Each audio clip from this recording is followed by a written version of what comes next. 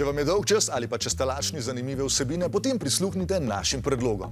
V petek, 23. aprila, si lahko na RTV Slovenija ogledate film La Strada oziroma Cesta. Gre za kultni evropski celovečerec režiserja Federica Fellinija, ki pri svojih filmih pogostokrat ni pravočasno napisal dialogov. Ko so film snemali, je igralcem naročil, naj govorijo številke, kasneje pa so čez to nasneli dialog.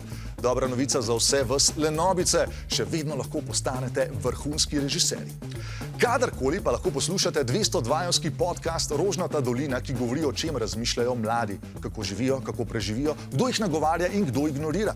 Odgovore boste izvedeli, če si boste podcast potegnili iz spletne strani Val 202 ali pa če ugibate.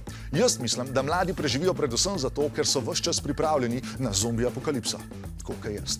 Za konec pa še dogodek. Če želite, da vaša osebnost še malo zraste, potem pojdite na biomimetično in biomimetrično mimikirijo. Zbirno mesto je 11. aprila v Celju pred pizzerijo Špica pri kajakaškem klubu.